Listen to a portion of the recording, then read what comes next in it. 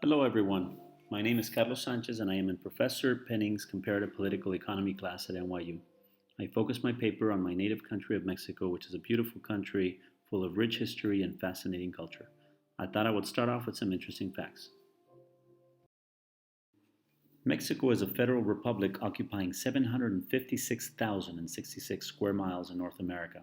The country shares a border with the United States of America to the north, Belize and Guatemala to the south, and is bounded on two of its sides by expanses of water, the Gulf of Mexico to the east and the Pacific Ocean on the west. The border between Mexico and the United States is the second largest border in the world. Only the US Canadian border is longer. The crossing between San Diego and Tijuana is the busiest border crossing in the world with over 300,000 cars crossing every day.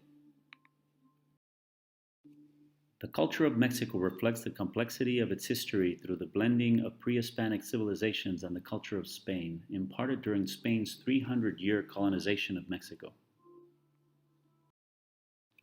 The Mexican Revolution of 1910 sets a picture of the struggle Mexico has gone through in defining its course for freedom and how the results in its political structure has affected the economy in the country. What is interesting is that the Mexican Revolution has managed to remain globally anonymous. Maybe it's because it was self contained and claimed no universal importance, but what we do know is that it had a significant effect on the country's development. The Mexican Revolution started as a movement of middle class people protesting against a dictatorship. Mexican dictator Porfirio Diaz was an army officer who had come to power by a coup like so many others before him. Diaz established a stable political system in which local police leaders controlled elections, political opposition, and public order, while a few powerful families controlled economic and political power. The whole system was fueled by the new money pumped into the economy by rising foreign trade and investment. Railways covered the country, mines and export crops multiplied, cities built paved streets, electric lights, trams, and drains. In Mexico, just like in other countries, the rich benefited from its association to foreign capital. Money also empowered the national government. The constantly changing budget was stabilized, and Mexico's credit rating was the envy of Latin America at the turn of the century. Fast forward 100 years later, the situation is completely different. The majority of the population now lives in towns and cities. The specific weight of the working class is 1,000 times greater. Together with the blue collar masses and the urban and rural poor, the working class constitutes the decisive majority of society. This did not happen out of the blue. Politics, the global economy, internal and external pressures forced this change. Influences from the United States have shaped Mexican culture, and to a lesser extent, influences from Europe, Africa, and Asia. Mexico's population is at 122 million people, 33% under the age of 15, while 7% are over 60. Over two-thirds of Mexico's 122 million people live in cities, contrary to the stereotype of peasants and farmers often fostered by the movies. The country's capital, Mexico City, is inhabited by over 15 million people and is one of the largest cities in the world. Over 95% of the population speaks Spanish, which is the official language. Indians make up almost 25% of the population, but less than 10% speak an Indian language, of which there are more than 50. There is no official religion, but over 95% of the people are Roman Catholic. The Shrine of the Virgin of Guadalupe is located in Mexico City and is the site of pilgrimage for hundreds of thousands every year. Some interesting facts. Mexico is abundant in resources. It is the world's greatest producer of silver. However, its primary financial asset since the 1970s has been petroleum. Over 70% of its revenue comes from exporting petroleum to the US. Mexico has many different climate zones, plant life, and animals, from monkeys and jaguars found in the forests of southern Mexico to pumas and coyotes in the more mountainous areas. Natural disaster concerns include hurricanes along the Pacific, Gulf of Mexico, and Caribbean, earthquakes and volcanoes extending through central and southern Mexico. Last year, tourism generated 12.7 billion in foreign exchange inflows, according to a report by JP Morgan and Chase, a 10.5% increase versus 2011. Tourism trails manufacturing, oil, remittance, foreign direct investment as the nation's biggest source of revenue, according to Citigroup's Inc.'s Banamex unit. Mexico has gone through three major transitions. The first replacing a primarily agricultural-based economy to an industrial-based economy. The second transition is the shift from closed economy to an open economy. Since the introduction of NAFTA, Mexico's $1.3 trillion economy has become increasingly less focused on agricultural products and more oriented to manufacturing electronics and industrial goods. For the most part, this shift in the market structure can be explained by the fact that Mexico's highly labor-intensive economy is being complemented by an influx of highly skilled labor from domestic colleges. Mexico now graduates somewhere around 115,000 engineering students per year, roughly 3 times as many on a U.S. per capita basis. An interesting fact, the National University of Mexico is the oldest university in North America.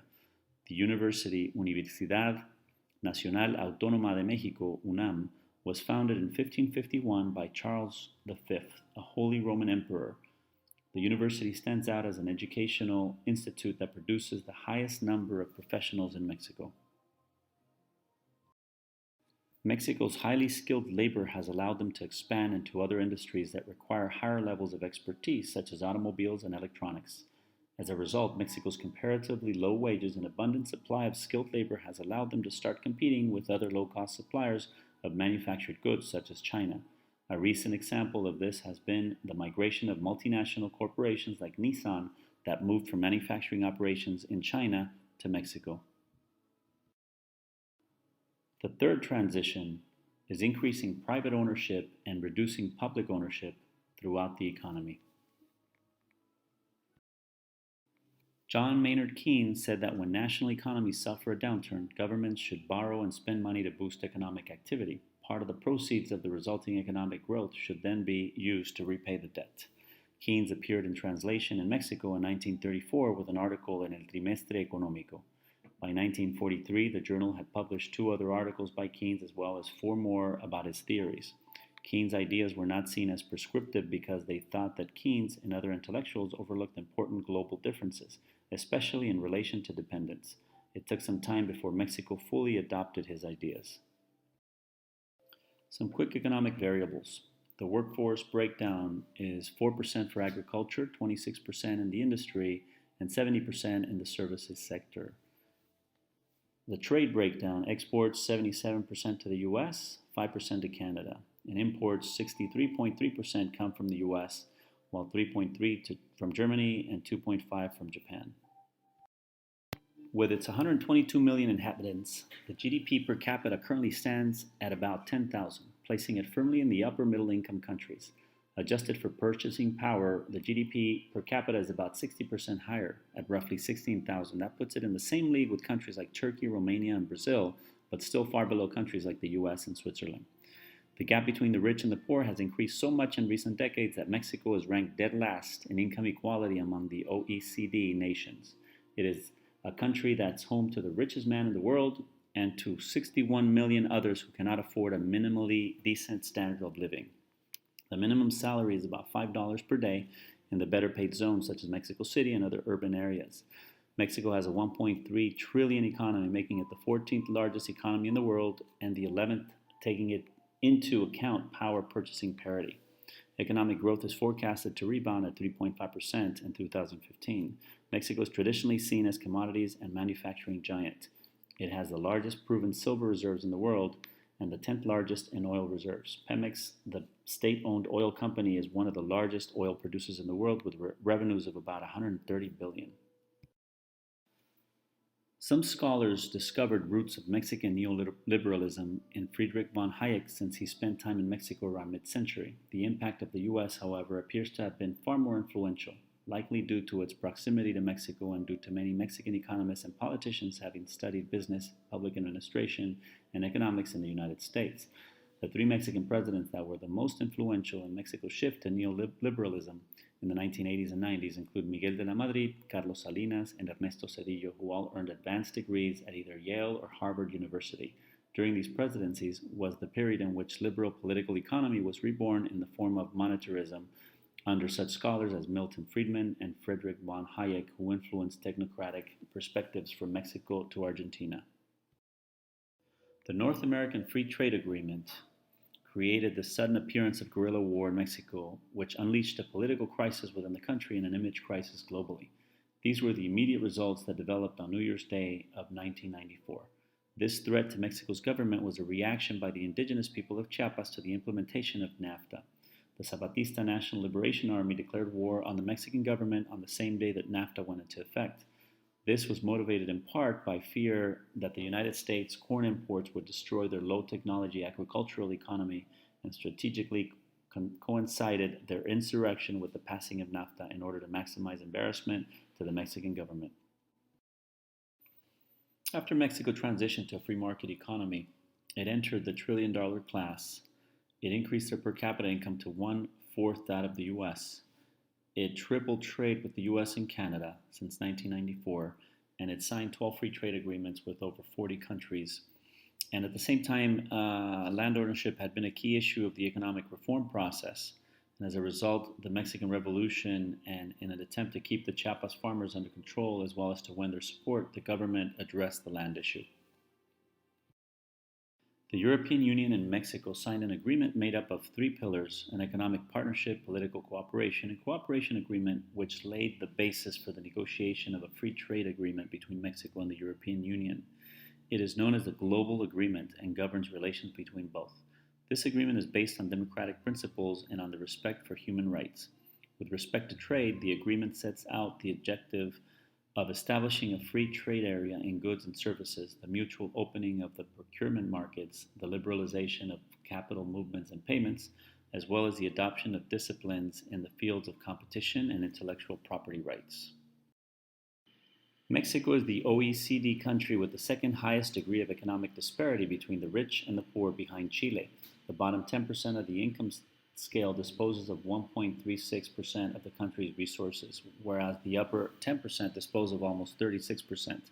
26% of GDP comes from the informal economy, a part of the economy in which almost 60% of its workforce is active. Mexico has had to deal with its international economic issues: illegal drug trades, violence and corruption, and illegal immigration, tensions along the borders, and labor force issues. Although political instability within the country has distracted Mexico from achieving its optimal economic growth, the country continues to trek along its course. The presence of cartels and political corruption have both resulted in a distorted judicial system, which have been some of the main detractors limiting the flow of foreign investment into Mexico. The battle in Mexico has become a battle of forces in which financial assistance from the United States, in any amounts that are realistic, will have at best a marginal effect. Mexico's changes in trade and FDI has helped Mexico join the ranks of other modern economic powers such as Canada, South Korea, and Australia. Mexico is now a strong producer of electronics and automobiles and is considered the 16th largest exporter in the world. It has opened its economy to the world and has increased private ownership. In conclusion, Mexico has liberalized and privatized various industries. They have partially privatized Mexico's oil industry to attract FDI. They have also improved infrastructure immensely over the last 20 years and have allowed more efficient migration of domestic labor. Unfortunately, though, cartels have distorted the influence of their judicial system, which has also limited foreign investment. Thank you for watching.